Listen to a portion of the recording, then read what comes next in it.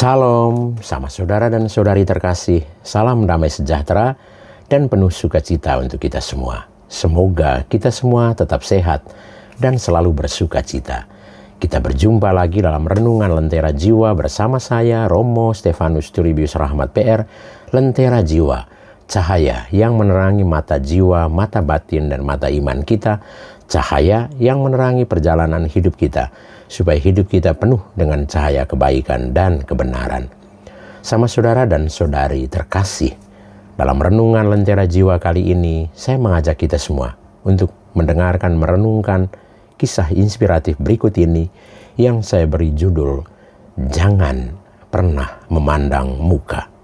Sama saudara dan saudari yang dicintai Tuhan, seorang pengemis wanita memasuki toko pakaian yang sangat mewah. Pakaiannya compang-camping, tubuhnya berbau menyengat, drastis sekali perbandingannya dengan pengunjung yang lain. Pengemis itu mendekati seorang pelayan toko yang lantas melayaninya seolah dia adalah sosok terhormat, tak berbeda dari yang lain. Beberapa baju dicobanya, tetapi tentu saja pengemis itu tidak membeli apa-apa. Setelah si pengemis pergi, seorang gadis pengunjung bertanya pada si pelayan toko, "Mengapa Anda membiarkan pengemis itu mencoba gaun-gaun indah ini? Anda tahu bahwa pengemis itu tidak mungkin sanggup membeli gaun-gaun mahal ini, kan?"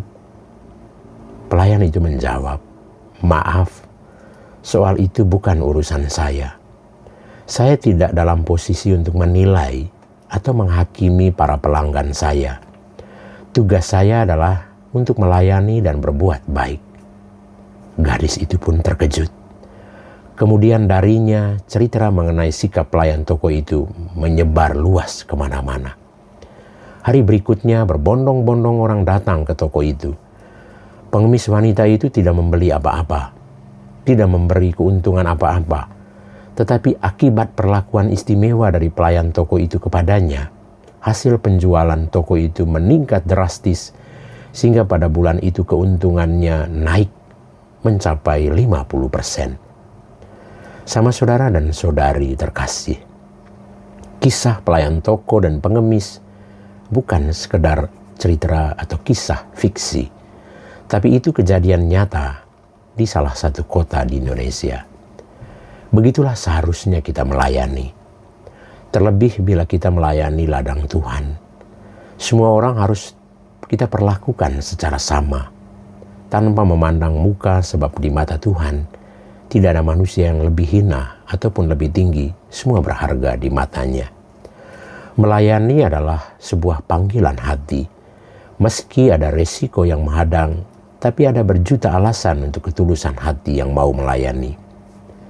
Jangan kecil hati atau bahkan kurang hati ketika pelayanan itu tidak dihargai atau justru menjadi sumber cemoohan dan penolakan. Teruslah melayani karena Tuhan sendiri yang akan menimbang jerih lelahmu.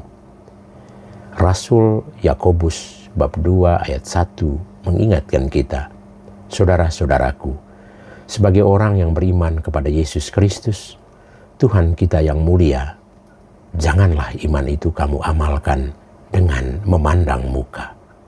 Tuhan memberkati kita. Amin.